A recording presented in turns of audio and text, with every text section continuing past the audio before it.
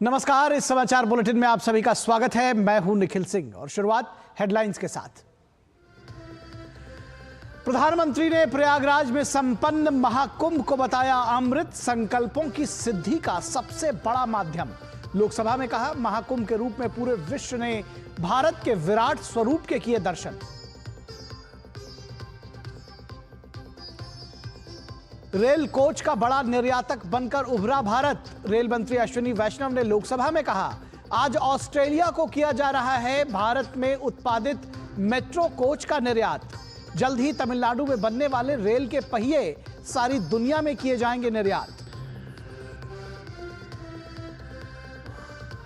फिरोजाबाद के दिहुली में 44 साल पहले सामूहिक नरसंहार के मामले में मैनपुरी कोर्ट ने 3 दोषियों को सुनाई फांसी की सजा।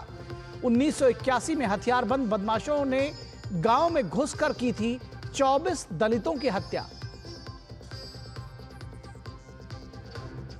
स्टॉक मार्केट में तेजी, खुशी से झूम उठे निवेशक। 14 दिन के बाद 1100 से अधिक अंकों की बढ़त के साथ 75,000 के पार पहुंचा सेंसेक्स। निफ्टी में भी 325 अंक का बड़ा उछाल। और हमास के खिलाफ इजराइल ने फिर बोला, गाजा में हमला। स्वास्थ्य मंत्रालय के मुताबिक मृतकों का आंकड़ा 400 के पार। इजराइल का हमले की प्लानिंग कर रहे आतंकियों को निशाना बनाए जाने का दावा।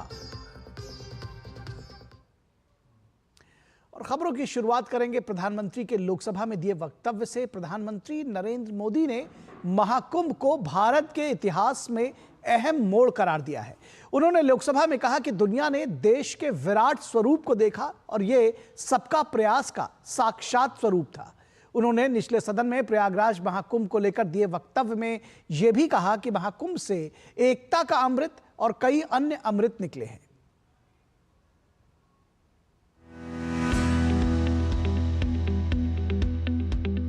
पूरे विश्व ने महाकुंभ के रूप में भारत के विराट स्वरूप के दर्शन किए। हमने करीब 1.5 महीने तक भारत में महाकुंभ का उत्साह देखा, उमंग को अनुभव किया। कैसे सुविधा असुविधा की चिंता से ऊपर उठते हुए कोटि कोटि श्रद्धालु श्रद्धा भाव से जुटे, ये हमारी बहुत बड़ी ताकत है। महाकुंभ ऐसा आयोजन रहा जिसमें देश के हर क्षेत्र से, हर एक कोने से आए लोग एक हो गए। लोग अहम त्याग कर वयम के भाव से, मैं नहीं हम की भावना से प्रयागराज में जुटे। अलग अलग राज्यों से लोग आकर पवित्र त्रिवेणी का हिस्सा बने। महाकुंभ ने उन शंकाओं आशंकाओं को भी उचित जवाब दिया है जो हमारे सामर्थ्य को लेकर कुछ लोगों के मन में रहती है। पिछले वर्ष अयोध्या के राम मंदिर प्राण प्रतिष्ठा समारोह में हम सभी ने यह महसूस किया था कि कैसे देश अगले 1000 वर्षों के लिए तैयार हो रहा है।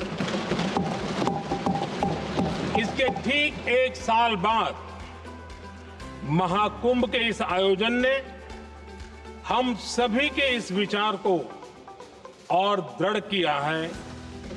देश की ये सामूहिक चेतना देश का सामर्थ्य बताती है।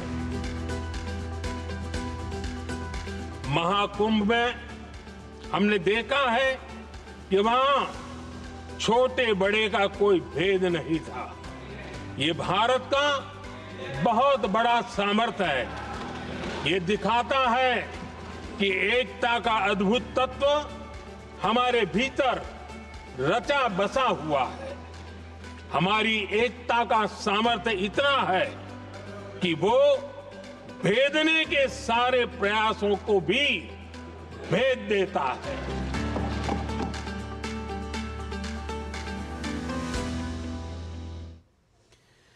और अंतर्राष्ट्रीय अंतरिक्ष स्टेशन में फंसे नासा के अंतरिक्ष यात्री सुनीता विलियम्स और बुच विल्मोर को लेकर स्पेसएक्स का कैप्सूल धरती के लिए रवाना हो गया है।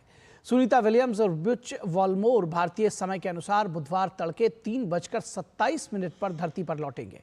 नासा ने एलन मस्क के स्वामित्व वाले स्पेसएक्स के यात्री ड्रैगन 10 क्रू यान के ISS से अनडॉकिंग का वीडियो शेयर करते हुए कहा कि दोनों अंतरिक्ष यात्री अपने रास्ते पर हैं।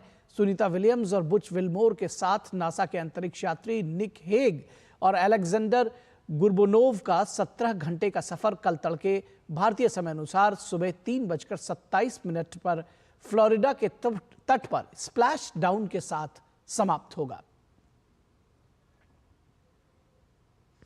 और प्रधानमंत्री नरेंद्र मोदी ने नासा के अंतरिक्ष यात्री सुनीता विलियम्स को पत्र लिखकर भारत आने का न्योता दिया है।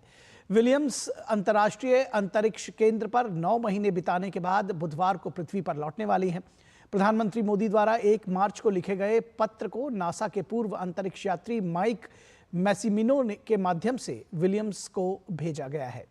इस पत्र को केंद्रीय विज्ञान एवं प्रौद्योगिकी मंत्री डॉक्टर जितेंद्र सिंह ने सोशल मीडिया मंच X पर साझा किया। प्रधानमंत्री ने पत्र में लिखा कि भले ही आप हजारों मील दूर हों, लेकिन आप हमारे दिलों के करीब हैं। भारत के लोग आपके अच्छे स्वास्थ्य और आपके मिशन में सफलता के लिए प्रार्थना कर रहे हैं। उन्होंने लिखा कि आपकी वापसी के बाद हम भारत में आपसे मिलने को उत्सुक हैं। भारत के लिए अपनी सबसे प्रतिभाशाली बेटियों में से एक की मेजबानी करना खुशी की बात होगी। पीएम मोदी ने 2016 में अमेरिका यात्रा के दौरान विलियम्स और उनके दिवंगत पिता दीपक पांड्या से मुलाकात को याद किया। उन्होंने कहा कि नई दिल्ली में एक कार्यक्रम में उनकी मुलाकात मैसिमिनो से हुई थी और बातचीत के दौरान विलियम्स का जिक्र हुआ। प्रधानमंत्री ने कहा कि हमारी बातचीत के दौरान आपका नाम आया और हमने चर्चा की कि हमें आप पर और आपके काम पर कितना गर्व है। इस बातचीत के बाद मैं खुद को आपको पत्र लिखने से नहीं रोक सका। पीएम मोदी ने कहा कि उन्होंने अमेरिका यात्रा के दौरान राष्ट्रपति डोनाल्ड ट्रंप और उनके पूर्ववर्ती जो बाइडेन से मुलाकात के दौरान विलियम्स का कुशलक्षेम पूछा था। प्रधानमंत्री ने कहा कि 1.4 अरब भारतीयों को विलियम्स की उपलब्धियों पर हमेशा गर्व रहा है। पीएम ने कहा कि हाल की घटनाओं ने एक बार फिर आपके प्रेरणादायी धैर्य और दृढ़ता को दर्शाया है। प्रधानमंत्री ने पत्र में विलियम्स के पति माइकल विलियम्स को भी अपनी हार्दिक शुभकामनाएं भेजी हैं। तो जैसा कि आपको बताया कि अंतर्राष्ट्रीय अंतरिक्ष स्टेशन में फंसी नासा की अंतरिक्ष यात्री सुनीता विलियम्स और बुच विल्मोर धरती पर लौट रहे हैं। सुनीता विलियम्स की वापसी पर भारत के प्रधानमंत्री नरेंद्र मोदी ने एक पत्र लिखा है, जिसका मजमून अभी हमने आपके साथ साझा किया। और इस पत्र में पीएम मोदी ने सुनीता विलियम्स को शुभकामनाएं दी हैं। इसके साथ ही प्रधानमंत्री मोदी द्वारा भारत आने का निमंत्रण भी दिया गया है। केंद्रीय मंत्री डॉक्टर जितेंद्र सिंह ने कहा कि सुनीता विलियम्स भारत की बेटी हैं, उन पर पूरे देश को गर्व है। Daughter of India has done the entire world proud, and as you said, she's returning after more than 600 days, which is a record of sorts, and has successfully accomplished the task that she was assigned to. While all of us pray for her safe return, we also feel proud of her. Prime Minister Modi has also offered her to visit India. I'm sure equally as much she also looks forward to visit India. और यहां रुकेंगे एक छोटे से break के लिए, कहीं मत जाइएगा, जल्द हाजिर होंगे।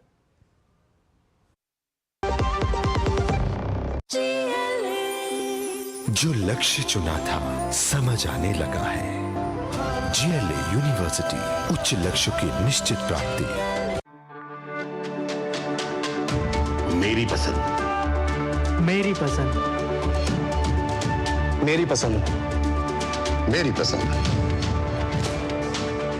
हमारी पसंद, हम सबकी पसंद। मजबूत देश का मजबूत सरिया मोंगिया स्टील। स्वागत है आपका ब्रेक के बाद।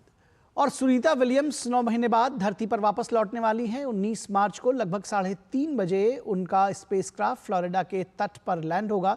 ऐसे में उनकी सकुशल वापसी के लिए उनके पैतृक गांव गुजरात के मेहसाणा जिले के झुलासन गांव में उनके लिए अखंड ज्योत पिछले 9 महीने से प्रज्वलित की जा गई है। झुलासन गांव की ग्राम देवी डोला माता मंदिर के पुजारी दिनेश भाई पांड्या से बात की हमारे सहयोगी मेघना ने। सुनीता विलियम्स का पैतृक गांव झुलासन, यहाँ के हम ग्राम देवी के मंदिर में मौजूद हैं, दौला माता मंदिर में हम मौजूद हैं और पुजारी जी से बात करेंगे। दिनेश जी, आप बताइए कितने दिनों से यहाँ पर अखंड ज्योत जल रही है, उनकी वापसी की प्रार्थना हो रही है, और जब अब वो वापसी के रास्ते में है तो यहाँ पर ग्रामजनों में किस तरीके का उत्साह है? हम पिछले 9 महीने से भी ज़्यादा टाइम से यहाँ सुनीता के लिए प्रे कर रहे हैं। अखंड ज्योत भी उस टाइम से ही है जब ही वो हफ्ते भर में वापस आने वाली थी, फिर वापस नहीं आ सकी तो दूसरे ही दिन हमने करीब 14 तारीख ऐसा कुछ था जून महीने में, तो उस टाइम से ही अखंड ज्योत चालू कर दी थी। और अभी वो हमको इतना आनंद है कि वो वापस आ रही है, इतना खुशी है हमको। जैसे 9 महीने के बाद बच्चे का जन्म होता है वैसे ही ये सुनीता को 9 महीने के बाद आ रही है, तो माँ ने उसको नया जन्म दिया है और माँ के भी हम शुक्रगुजार है कि उसको सही सलामत वापस ला रही है। वो जब यहाँ पर आई थी मेरे हिसाब से 2013 में, तो उस समय भी इसी मंदिर में आई थी? हाँ, यही मंदिर में आई थी और 2007 में भी यहाँ पे आई थी, 2 बार आई यहाँ। और जब भी वो इंडिया में आती है तो यहाँ हमारी ये ग्राम देवी है, उसकी दर्शन के लिए ज़रूर आती है। हाँ, सभी लोग गाँव के, जब से सुनीता का ये स्पेस सेंटर में ऐसी कुछ खामी हुई है तब से सभी गाँव वाले यहाँ आते हैं, उसके लिए प्रार्थना करते हैं। यही दौला माता मंदिर नहीं, यहाँ हमारे गांव में महादेव जी का मंदिर है, उधर भी होम हवन करवाते हैं लोग। फिर दूसरे जो राधा वल्लभ जी का मंदिर है, स्वामीनारायण का है, राम जी मंदिर है, सब जगह पे उसके लिए अखंड ज्योत सब जलाते ही है वो लोग। तो ये थे दिनेश पांड्या पुजारी जी जो यहाँ पर दौला माता मंदिर में पिछले तकरीबन 9 महीने से इस अखंड ज्योत को जला रहे हैं और प्रार्थना कर रहे हैं कि सुनीता विलियम्स की सकुशल वापसी हो जाए, और जो अब कुछ ही समय में अब जो वापसी हो जाएगी। कैमरा पर्सन लक्ष्मण राजपूत के साथ मैं मेघना देव, DD न्यूज़, मेहसाणा, गुजरात। और उत्तर प्रदेश के बहुचर्चित दिहुली सामूहिक नरसंहार मामले में मैनपुरी की जिला कोर्ट ने 44 साल बाद फैसला सुना दिया है। इस नरसंहार मामले में अदालत ने 3 दोषियों को फांसी की सजा सुनाई है। 1981 में हुए नरसंहार में 24 दलितों की निर्मम हत्या कर दी गई थी। जिला सत्र न्यायालय में सुनवाई के दौरान जज इंद्र सिंह ने तीनों आरोपियों रामसेवक, कप्तान सिंह और रामपाल को फांसी की सजा सुनाई और उन पर 50-50 हजार रुपए का जुर्माना भी लगाया। दिहुली नरसंहार में रामसेवक, रामपाल और कप्तान को फांसी की सजा दी गई और 50-50 हजार जुर्माना किया गया। 44 साल बाद फैसला इसलिए आया क्योंकि कुछ अभियुक्त इसमें गैरहाजिर हो गए थे, जो जिनके वारंट पे बाद में पकड़े गए। फिर मामला यहां से हाईकोर्ट चला गया, इसलिए ये फैसले में लेट हुआ है। न्यायालय में ये निकल के आया कि इन राधे संतोष गैंग के कुछ लोग पुलिस ने पकड़े थे, उसमें ये इन लोगों के लोग गवाह बन गए थे। उसी खुन्नस के पीछे इनको ये जघन्य हत्याकांड किया गया। और लोकसभा अध्यक्ष ओम बिरला और केंद्रीय इलेक्ट्रॉनिक्स और सूचना प्रौद्योगिकी मंत्री अश्विनी वैष्णव की उपस्थिति में आज नई दिल्ली में इंडिया AI मिशन और लोकसभा के बीच समझौता हुआ। समझौते के तहत लोकसभा डिबेट के बड़े शब्दकोश को AI का उपयोग करके AI कोश नाम से डेटा सेट बनाया जा रहा है, जिससे रिसर्च करने वाले लोग विस्तृत लोकसभा डिबेट का किसी भी भाषा में ट्रांसलेशन प्राप्त कर पाएंगे।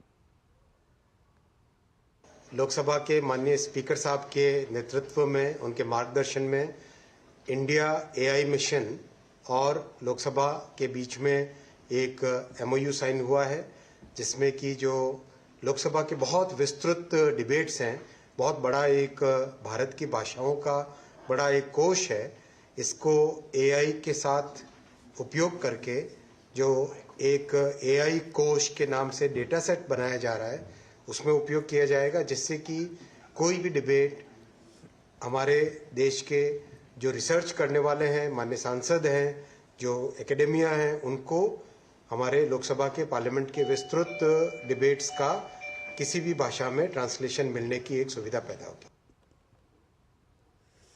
और केंद्रीय मंत्री और बीजेपी के राष्ट्रीय अध्यक्ष जेपी नड्डा ने नई दिल्ली में न्यूजीलैंड के प्रधानमंत्री क्रिस्टोफर लक्सन से मुलाकात की।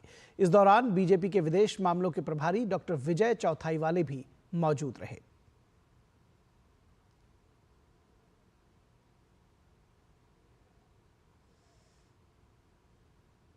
केंद्रीय वाणिज्य एवं उद्योग मंत्री पीयूष गोयल ने न्यूजीलैंड के व्यापार एवं निवेश मंत्री टॉड मैक्सले के साथ मुलाकात की। मुलाकात के बाद उन्होंने मुक्त व्यापार समझौते को लेकर कहा कि दोनों पक्ष समझौते के पक्ष में हैं।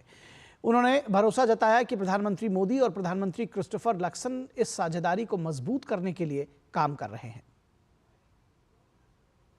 We are an aspirational two friends working together in a spirit of cooperation, respecting each other's sensitivities. No free trade agreement is ever negotiated with a gun on anybody's head. There's never a timeline or a dead end date which is sacrosanct. But it's good to be aspirational. Both our leaders, Prime Minister Lakson and Prime Minister Modi, are ambitious in making this relationship stronger, giving opportunities to the youth of both countries. And our job is to make sure that we do a good job, which is a win-win for both countries. विदेश मंत्री doctor S Jaishankar ने नई दिल्ली में Peru के विदेश मंत्री Elmer शियालर सल्वासेडो से मुलाकात की। इस दौरान दोनों देशों के बीच द्विपक्षीय राजनीतिक, आर्थिक और बुनियादी ढांचे के सहयोग को गहरा करने और बहुपक्षीय जुड़ाव को व्यापक बनाने के अवसरों पर चर्चा हुई। इसके साथ ही भारत के राष्ट्रीय अभिलेखागार और पेरू के सामान्य अभिलेखागार के बीच त्वरित प्रभाव परियोजनाओं पर भी समझौता हुआ। राजधानी नई दिल्ली में मेट्रो के फेज 4 की सबसे गहरी सुरंग बनाने का काम पूरा हो गया है। प्रदेश की मुख्यमंत्री रेखा गुप्ता डीएमआरसी के एरोसिटी तुगलकाबाद कॉरिडोर के इग्नू स्टेशन की निर्माणाधीन साइट पर पहुंची और उन्होंने टनल बोरिंग मशीन के आर पार होने को ऐतिहासिक करार दिया। इस मौके पर दिल्ली सरकार के मंत्री मनजिंदर सिंह सिरसा और डीएमआरसी के आला अधिकारी मौजूद रहे। सीएम रेखा गुप्ता ने कहा कि डीएमआरसी असंभव कहे जाने वाले काम को संभव बना रही है। उन्होंने कहा कि पीएम मोदी के नेतृत्व में देश की आधारभूत संरचना बढ़ रही है और देश प्रगति कर रहा है। इसी के साथ दिल्ली भी विकास कर रही है। जनता ने निर्णय लिया, अब डबल इंजन की सरकार दिल्ली में काम कर रही है और जिस तरीके से आज का ये प्रोजेक्ट यहाँ पे कंप्लीट होता है, इसी तरीके से हमारे आगे आने वाले फेजेस में भी 4th phase, 5th phase, 6th phase, हर हमारे मेट्रो के फेज के लिए दिल्ली सरकार बिल्कुल तन्मयता से काम करेगी और कहीं पे भी हमारा कोई काम उसमें अड़चन न आए, ये हमारी जिम्मेवारी रहेगी।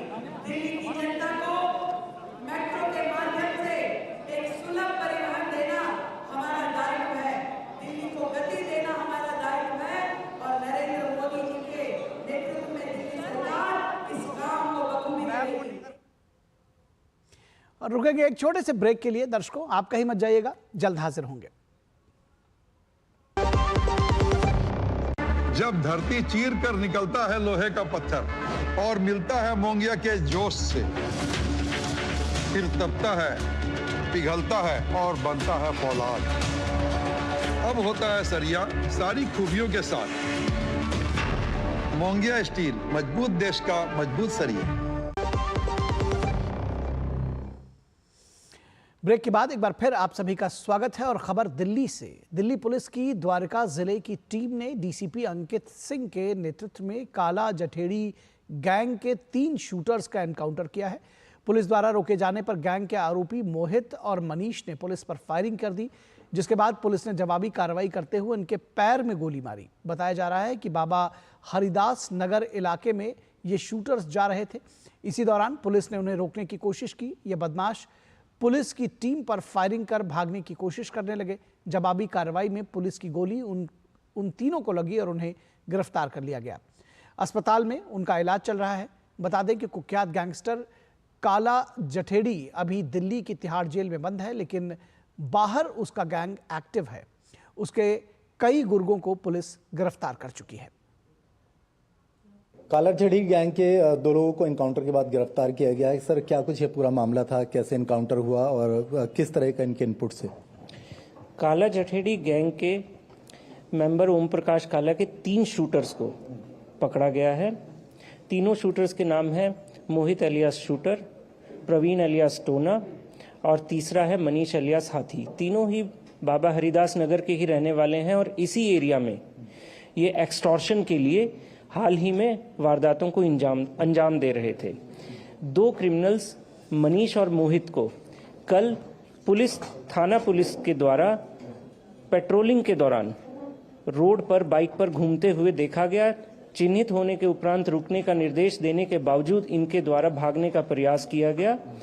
पुलिस एक्शन में इनको पकड़ा गया और जब हथियारों की बरामदगी के क्रम में इन्होंने पुलिस पर फायर किया तो पुलिस ने सेल्फ डिफेंस में फायर किया। पुलिस एक्शन में दोनों क्रिमिनल्स को पांव में गोली लगी है। इन्हीं के तीसरे साथी प्रवीण एलियास टोना, जो कि हमारा बीएचडी नगर का बीसीबी है, वो रात में झटीकरा मोड़ छावला थाना अंतर्गत आ रहा था। उसको इंटरसेप्ट किया गया बट उसने पुलिस पर फायर किया। पुलिस एक्शन में उसको भी पांव में गोली लगी है। तीनों ही क्रिमिनल्स अभी इलाजरत हैं। टोटल अभी अब तक हमें 4 हथियारों की बरामदगी और बाइक बरामद हुई है। कुछ दिनों से देखें तो लगातार इनकाउंटर्स हो रहे हैं, लगातार दबिश डाली जा रही है। क्या कुछ खास एक मैसेज है इनके लिए कि अब इनकी ये जो गुंडागर्दी है, बदमाशी है, एक्सटॉर्शन है, ये सब नहीं चलेगा? क्योंकि जब से दिल्ली में नई गवर्नमेंट भी रिफॉर्म हुई है, होम मिनिस्टर के साथ मीटिंग हुई है, तो खास निर्देश भी दिए गए कि नकेल कसी जाए। पुलिस के द्वारा इन सभी आपराधिक एलिमेंट्स और इनको जो सपोर्ट करने वाले एलिमेंट्स हैं उनके विरुद्ध कार्रवाई निरंतर जारी है और वो जारी रहेगी। कैमरा मोहित के साथ मैं मुकेश शुक्ला, डीडी न्यूज़ दिल्ली। और दिल्ली विधानसभा में चुनाव जीतकर आए विधायकों के लिए 2 दिवसीय प्रबोधन कार्यक्रम आयोजित किया गया है। इस दौरान तिमारपुर के विधायक सूर्य प्रकाश खत्री ने कहा कि आम आदमी पार्टी ने हमें खंडहर दिल्ली दिया है, अगले 3 वर्षों में हम मॉडल दिल्ली बनाएंगे। प्रकाश खत्री इस वक्त हमारे साथ मौजूद हैं। 2 दिवसीय ओरिएंटेशन कार्यक्रम रखा गया है, कितना महत्वपूर्ण है ये नवनिर्वाचित विधायकों के लिए? देखो, ये बहुत ज़रूरी था और वो इसलिए क्योंकि हम में से 70 में से ऑलमोस्ट 50 विधायक ऐसे हैं जो पहली बारी चुनकर आए हैं। और जब हम लोग यहाँ आए हैं तो हमारे को रूल बुक्स का एक थॉरिटिकल होता है और एक प्रैक्टिकल होता है, दोनों चीज़ों का ज्ञान होना बड़ा ज़रूरी है। और हम लोग कोई अंदर गलती ना करें क्योंकि हम लोगों को पूरा दिल्ली और पूरा देश देख रहा होता है और हाउस का समय भी बचे, इसके लिए हमारे को सबको एक तरह का गाइडेंस की बहुत ज़्यादा ज़रूरत है और उसी के तहत ही ये प्रोग्राम रखा गया है। इससे जो है समय भी बचेगा और क्या चीज़ करनी है और क्या चीज़ नहीं करनी है उसका भी ज्ञान होगा। एक और महत्वपूर्ण बात है जो कि हम पिछले 11 सालों की बात करें, आपको क्या लगता है दिल्ली का विकास हुआ या विकास अवरुद्ध रहा? आपको अगले 3 साल में इसका जवाब अपने आप से मिल जाएगा क्योंकि दिल्ली हम लोगों को जो मिली है वो एक खंडर के रूप में मिली है। दिल्ली के खजाने सब खाली मिले हैं, लोगों की तनख्वाही नहीं मिली है, एम्प्लॉयमेंट्स की भर्ती नहीं हुई है, हर डिपार्टमेंट्स के अंदर आज मशीनरी नहीं है, मैन पावर नहीं है और खजाना नहीं है। ये चारों चीज़ों से वो दिल्ली को महरूम करके और दिल्ली को बर्बाद करके वो लोग गए हैं। It will take time, another 3 साल में आपको दिल्ली का एक नया स्वरूप दिखना शुरू हो जाएगा। बस एक आखिरी सवाल, कितनी चुनौतीपूर्ण मानते हैं आगे के कार्य, दिल्ली के आगे के कार्य को? देखो, चुनौती डिपेंड करता है आदमी चुनौती किस तरीके से समझता है। अब मैं किसी चीज़ को चुनौती नहीं समझता, अगर मैंने ऑनेस्टी से काम करना है तो मैं करूँगा और काम कोई असंभव नहीं होता। आज डबल इंजन की सरकार दिल्ली में है हमारी और मोदी जी का आशीर्वाद है, उनके नेतृत्व में दिल्ली आने वाले टाइम में भारत नहीं विदेशों में भी चर्चा का विषय बनने वाली है। धन्यवाद। तो ये थे हमारे साथ बीजेपी के एमएलए, कैमरामैन सुमित धीमान के साथ धीरज कुमार, डीडी न्यूज़ दिल्ली। तो इस बुलेटिन में बस इतना ही, इजाजत दीजिए, नमस्कार।